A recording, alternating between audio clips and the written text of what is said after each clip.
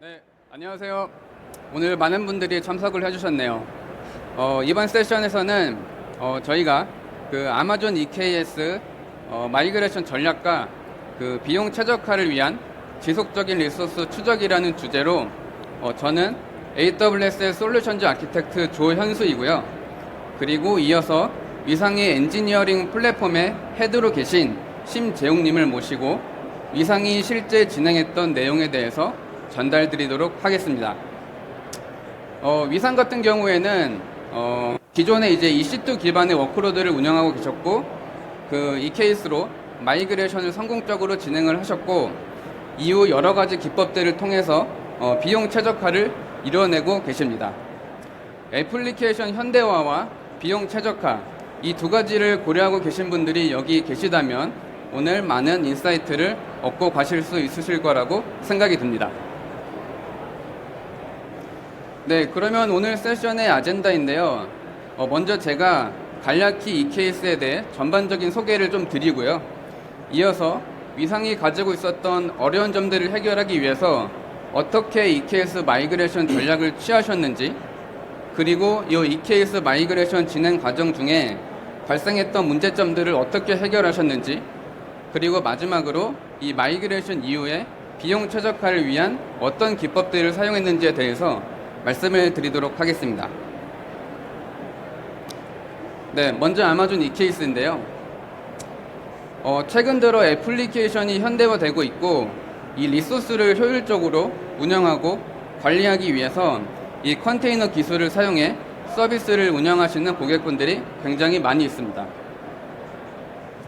그리고 이 많은 컨테이너들을 운영을 하기 위해서는 운영을 하다 보면 이 복잡도가 좀 높아지기 때문에 이 컨테이너 환경을 신속하게 확장하고 관리할 수 있는 오케스트레이션 툴로서 이 쿠버네티스를 많이 사용하고 있는 추세입니다. 이 쿠버네티스의 일반적인 아키텍처를 보시게 되면 크게 컨트롤 플레인과 이 데이터 플레인 이 두 가지로 나뉘어져 있는데요. 이 첫 번째 컨트롤 플레인 같은 경우에는 이 쿠버네티스의 API를 처리하는 API 컴포넌트가 있고요. 그리고 쿠버네티스의 클러스터에 모든 정보를 담고 있는 etcd 등 많은 컴포넌트들을 관리할 필요가 있습니다. 만약에 자체 온프레미스 환경에서 이 쿠버네티스를 운영을 하게 되면 이 많은 컴포넌트들을 직접 관리하고 운영하기 위해서 많은 노력과 시간이 들어갈 수밖에 없습니다. 그리고 이 컨트롤 플레인뿐만 아니라 실제 애플리케이션이 구동되는 데이터 플레인 영역도 관리가 필요한데요.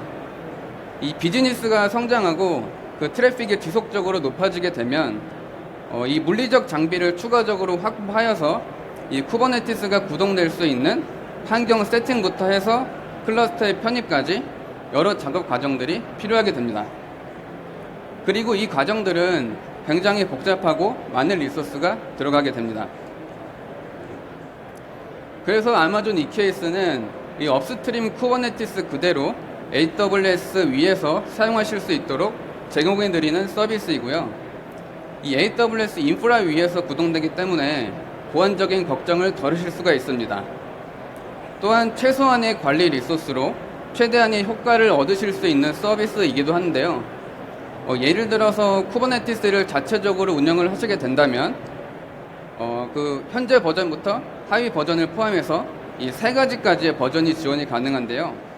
만약에 아마존 EKS를 통해서 운영을 하신다면 최소 4개의 버전까지 지원이 가능합니다. 그렇기 때문에 이 인프라 운영자는 이 버전 업데이트 측면에서 조금 더 시간적 여유를 두고 운영을 하실 수가 있게 됩니다. 이렇게 아마존 EKS는 안정적인 컨테이너 환경에서 애플리케이션이 구동되기 때문에 현재 다양한 산업군에서 다양한 유즈 케이스로 EKS를 활용하여 운영을 하고 계십니다. 그러면 간략한 EKS 아키텍처에 대해서 살펴보도록 하겠습니다. 이 일반적인 쿠버네티스 운영과 비교했을 때 가장 큰 다른 점은 바로 이 컨트롤 플레인에 대한 부분은 AWS가 가져가 운영한다는 것인데요. AWS에서 운영하는 컨트롤 플레인의 이 컴포넌트들은 가용성과 확장성을 고려해 설계가 되어 있습니다. 따라서 이 EKS를 사용하는 고객분들은 컨트롤 플레인 운영에 대한 걱정 없이 다양한 비즈니스 요구사항에 맞춰 개발에 더 집중하실 수가 있고 혁신적인 서비스를 제공하기 위한 활동에 더 전념을 하실 수가 있게 됩니다.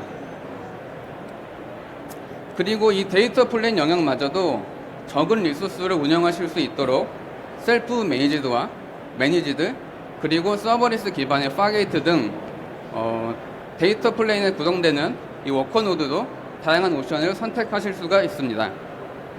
네, 그러면 이어서 심재용님께서 이상의 EKS 적용 사례에 대해서 소개해드리도록 하겠습니다. 큰 박수 부탁드립니다.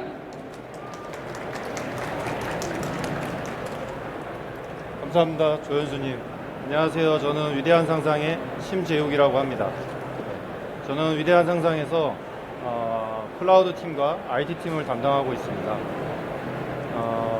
제가 발표드릴 내용은 저희가 위대한 상상에서 EKS를 전환하면서 저희가 어떤 그 문제점들이 있었고 그걸 해결하기 위해서 우리가 어떤 전략들과 어떤 기술적인 해결점들을 가져갔는지 그리고 저희가 또한 동시에 이제 코스트를 옵티마이제이션 하기 위해서 어떤 노력들을 했는지 그걸 위해서 많은 노력들을 했고 그 결과로 얼마나 우리가 비용을 절감했는지에 대해서 말씀드리도록 하겠습니다.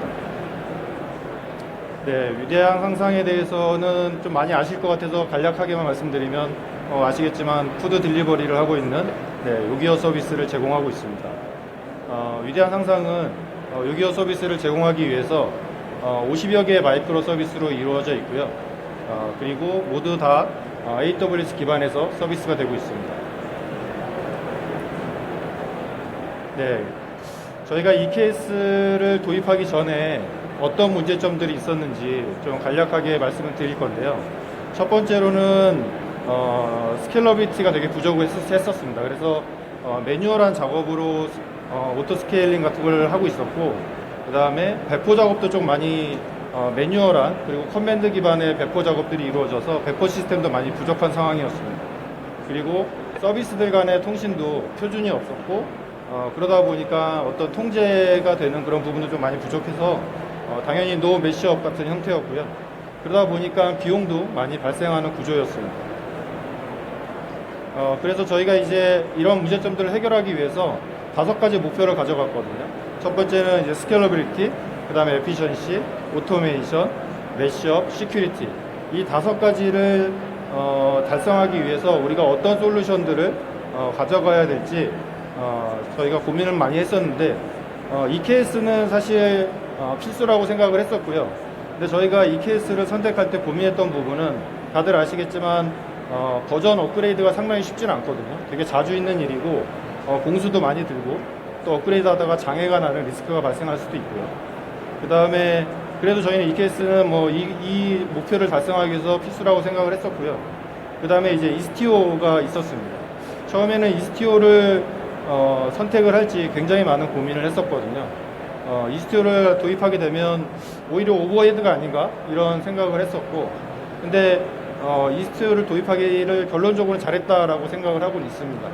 근데 아시겠지만 이스티오를 하게 되면 굉장히 네트워크가 복잡해지잖아요. 그러다 보면 관리하는 오버헤드가 굉장히 커지기 때문에 이 부분에 대해서 고민이 좀 많이 했었지만 저희가 까나리 배포라든가 그 다음에 헤더 기반의 라우팅을 구현하기 위해서는 이스티오가 꼭 필요하다고 생각을 했었습니다. 마지막으로는 카펜터인데요. 저희가 이제 노드 스케일 인아웃을 위해서는 반드시 카펜터가 필요하다고 생각을 해서 카펜터도 도입을 결정했었습니다. 저희가 이 EKS 마이그레이션을 하기 전에 EKS 마이그레이션을 성공적으로 하기 위해서 3가지의 주요 전략을 가져갔습니다. 첫 번째로는 저희가 가장 많이 논의를 했던 부분인데 저희가 EKS 클러스터를 싱글 클러스터로 가져갈 것이냐 아니면 멀티 클러스터로 가져갈 것이냐에 대해서 굉장히 많은 논의를 진행했었고 왜냐하면 저희는 멀티 어카운트를 사용하고 있었고요. 그 다음에 DB도 흩어져 있는 상황이었습니다. 그러다 보니까 싱글 클러스터로 가기 위해서는 리스크도 컸고 DB 마이그레이션도 필요한 상황이었습니다. 그래서 저희는 우선 경험도 많이 부족했고요. 그래서 멀티 클러스터로 먼저 가는 걸 결정을 해서 2단계로 향후에 이제 싱글 클러스터로 가는 걸로 결정을 했었습니다. 그 다음에 두 번째로는 그러면 어떤 마이크로 서비스부터 마이그레이션을 할 거냐, 이런 부분도 있었는데요. 저희는 조금 생각을 바꿔서 트래픽이 많고 규모가 큰 마이크로 서비스부터 마이그레이션을 해서 어떤 성과와 효과를 보여줌으로써 그 많은 마이크로 서비스의 개발팀들이 빠르게 그리고 동참할 수 있도록 독려를 하게 됐습니다. 그 다음에 세 번째로는 저희가 이 EKS 클러스터를 어떤 표준화된 중앙화된 그런 형태로 가져가려고 했었고요. 그래서 저희는 베이스 차트를 만들었고 그 다음에 밸류 차트를 따로 만들었습니다. 그래서 개발팀은 밸류 차트만 수정해서 빠르게 EKS로 전환할 수 있도록 했습니다. 또한 이제 표준화된 인프라를 제공을 하다 보니까 중앙에서 관리에 대한 포인트도 굉장히 많이 줄어들게 됐습니다. 요건 이제 저희 요기요에서 구축한 오버럴한 아키텍처에 대해서 설명인데요. 보시면 3개의 클러스터가 있습니다. 오른쪽에 보시면 가장 위에 이제 데브옵스 툴체인이 있는 데브옵스 체인 클러스터가 있고요. 아래 보시면 블루 클러스터와 그린 클러스터가 있습니다. 저희가 이렇게 블루 클러스터와 그린 클러스터를 가져간 거는 앞서 말씀드린 EKS 버전 업그레이드를 리스크 없게 하기 위해서 저희가 이렇게 2개의 클러스터로 가져가서 버전 업그레이드를 할 때 블루 그린 방식으로 업그레이드를 하는 그런 전략을 가져갔습니다. 그리고 CI로는 좌측에 보이는 GitHub과 GitHub 액션즈, 소나큐브를 사용하고 있고요. 그 다음에 CD로는 저희가 ECR과 그 다음에 스크린 매니저, 그 다음에 아르고 CD를 활용하고 있습니다. 그리고 또 하나 좀 특징은 저희가 배치성 어떤 프로그램들은 EKS의 크론 잡을 활용하지 않고요. 에어플로우로 다 중앙화해서 시각화해서 관리하고 있습니다. 네, 또 뒤에서 좀 자세히 설명드리겠지만 스케일 파드나 노드의 스케일 인아웃을 위해서 캐다와 카펜터를 활용하고 있고요. 그 다음에 어떤 비용에 대한 그 비주얼라이제이션이나 여러 가지 매트릭들을 확인하기 위해서 쿠브 코스트나 저희가 그 빅토리아 매트릭스, 그 다음에 그라파나 이런 것들을 활용하고 있습니다. 네, 조금 빠르게 진행해야 될 것 같은데 시간이 별로 없어서 저희가 이제 구축하면서 직면했던 문제가 3가지가 있었는데요. 그 3가지에 대해서 좀 주요한 3가지에 대해서 말씀드리도록 하겠습니다. 첫 번째로 노드나 파드를 스케일 인아웃을 안정적으로 어떻게 했는지, 그 다음에 두 번째로는 효율적인 EKS 네트워크를 어떻게 설정했는지, 그 다음에 세 번째로는 서비스의 불안정을 가져왔던 불균형들이 있습니다. 이 불균형들을 어떻게 해결했는지 설명드리도록 하겠습니다. 첫 번째로는 안정적인 스케일러비티를 확보하기 위해서 첫 번째는 이제 파드의 스케일 인아웃은 캐다라는 솔루션을 이용을 했습니다. 기본적인 어떤 그 파드 오토 스케일링을 이용하게 되면 CPU나 메모리 기반으로 파드의 스케일 인아웃을 할 수 있지만 실제 저희가 경험했던 사례를 말씀드리면 AWS의 SQS를 사용하는 서비스의 경우 컨슈머 파드가 있거든요. 컨슈머 파드를 단순히 CPU로만 스케일 인아웃을 하게 되면 잘 확장이 안 된다. 그리고 확장이 잘 안 되다 보니까 저희가 장애도 경험했던 적이 있고요. 그러다 보니까 메시지가 얼마나 쌓였는지 이런 메시지에 대한 매트릭을 통해서 스케일 인아웃을 해야 되는 필요성이 대두가 됐었습니다. 그래서 저희는 손쉽게 그런 커스텀 매트릭들을 활용할 수 있는 캐다를 이용해서 쉽게 그 스케일 인아웃을 가져갈 수 있도록 했고요. 그 다음에 앞서 말씀드린 노드 스케일 인아웃은 카펜터를 통해서 빠르고 안정적이게 저희가 스케일 인아웃을 가져갔습니다. 기본적으로 EKS의 오토 스케일러를 이용하게 되면 3분 정도의 노드 확장하는 데 시간이 더 걸렸거든요. 근데 카펜터를 활용하게 되면 40초로 확 줄어들게 돼서 굉장히 빠른 프로비저닝을 할 수 있었습니다. 그 다음에 원하는 어떤 노드 타입이라든가 인스턴스의 여러 가지 타입들을 선정해서 사용할 수도 있고요. 마지막으로 가장 좋은 게 스팟 인스턴스를 잘 활용할 수 있다는 겁니다. 스팟에 대해서 가장 우려하는 게 스팟을 뺏길까봐 걱정이 되잖아요. 스팟을 뺏겨도 이 카펜터가 스팟을 또 다른 스팟을 바로 잡아주거나 또는 온디맨드 스팟이 없으면 온디맨드로 바로 노드를 잡아서 사전에 준비를 시켜놓고 파드들이 잘 이동될 수 있도록 그런 다 기능들을 제공하고 있어서 카펜터를 잘 활용하고 있습니다. 두 번째로는 이제 효율적인 네트워크를 어떻게 설정했는지에 대한 설명인데요. 사실 K8s를 활용하면 네트워크가 굉장히 복잡해지고 또 저희는 ESTO까지 도입을 했기 때문에 더 이 내부 트래픽이 복잡하게 됐었거든요. 그러다 보니까 트래픽에 대한 어떤 것들이 굉장히 많이 증가를 했었고 복잡성이 굉장히 증가하기 때문에 가장 중요한 거는 이 트래킹을 굉장히 잘하는 겁니다. 그래서 저희는 이 트래킹을 하기 위해서 쿠브코스트라고 하는 오픈소스를 활용해서 트래픽에 대한 모니터링, 트래픽 비용에 대한 모니터링까지 다 진행을 했었고요. 한 가지 예로는 저희가 이걸 하다 보니까 불필요한 외부와의 통신들이 굉장히 많이 발견이 돼서 이런 것들 다 내부로 트래픽을 바꿔서 굉장히 효율적으로 바꿨던 경험이 있습니다. 그 다음에 또 한 가지 가장 중요한 것은 이 케이스에서는 크로스존으로 트래픽이 굉장히 많이 발생을 하거든요. 그래서 이 크로스존의 트래픽을 줄이고 존 간의 통신이 되도록 존별로 통신이 되도록 하는 것이 굉장히 중요합니다. 그래서 저희는 토폴로지 어웨어 힌트라는 설정과 그 다음에 이스티오에서는 로컬리티 라우팅이라는 설정을 통해서 크로스존 트래픽을 최소화하고 존별로만 트래픽이 전달될 수 있도록 그렇게 설정을 했습니다. 네, 그 다음에 불균형에 대한 부분인데요. 노드와 파드 간의 성능이 편차가 발생해서 트래픽이 불균형하게 되면서 사실 서비스가 불안정해지고 에러가 발생하고 장애가 났던 경험이 있거든요.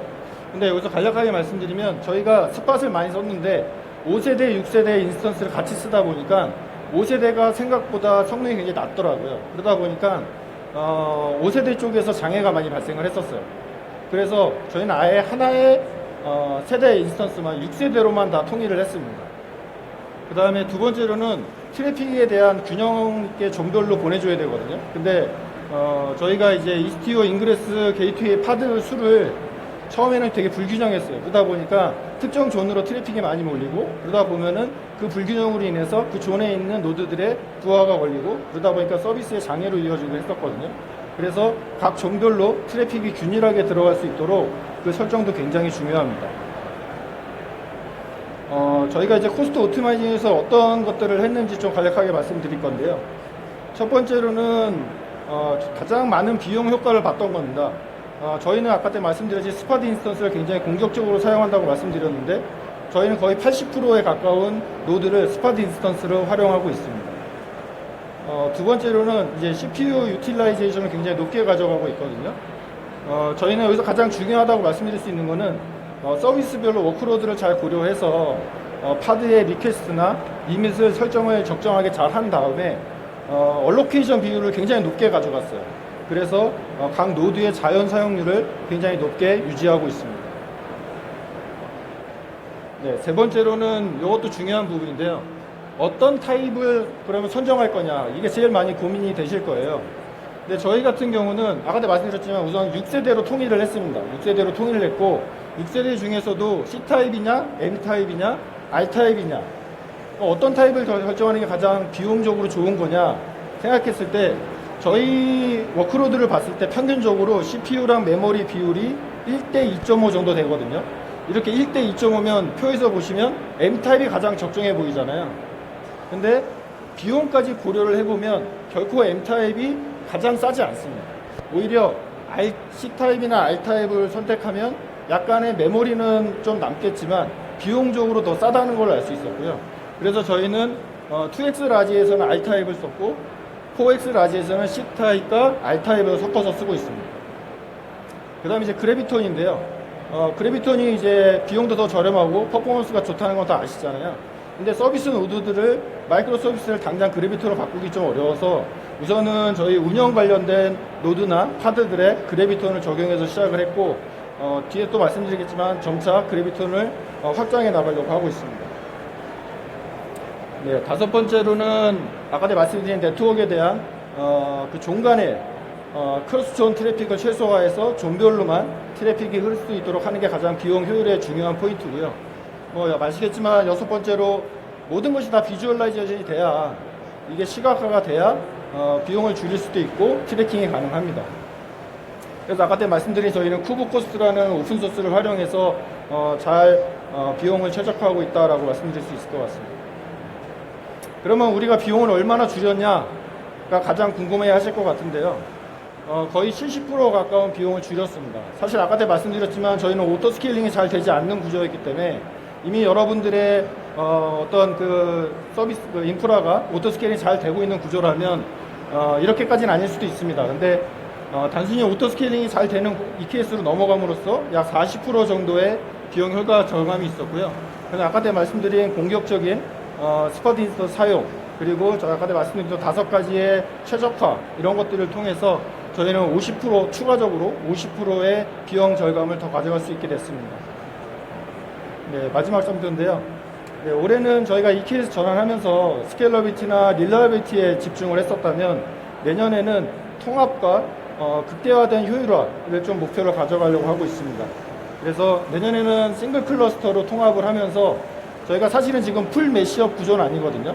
근데 이런 것들이 이제 풀 메시업 구조로 만들게 되면 저희가 어떤 마이크로 서비스의 통제, 거버넌스 이런 것들이 더 강화될 수 있을 거라고 생각이 되고요. 그 다음에 두 번째로는 더 비용을 효율화하기 위해서 저희는 이제 새벽 시간에 트래픽이 굉장히 적습니다. 그러다 보니까 새벽 시간에 트래픽이 적을 때 그때도 최소한의 리소스는 필요한데 그 비용조차도 더 줄이려고 하고 있고, 그거를 저희는 젠 AI 같은 것도 좀 방법들을 고민하고 있고요. 그 다음에 어떤 스파이성의 워크로드, 좀 특별한 이런 워크로드에 대해서도 좀 튜닝을 더 하려고 하고 있고, 아까 내 말씀드린 그래비톤을 더 적극적으로 활용해서 비용을 더 절감하려고 하고 있습니다. 네, 이상 저의 발표를 마치고요. 현수님 마무리 부탁드리겠습니다. 네, 재웅님 감사합니다. 이 자리를 빌어서 아마존 EKS를 활용해서 이 오픈소스 기반의 비용 최적화의 모범 사례를 만들어가고 계신 위상팀에 감사의 말씀을 드리고요. 저희 세션은 여기까지이고 세션 종료 후에는 서베이를 부탁드리도록 하겠습니다. 네, 감사합니다.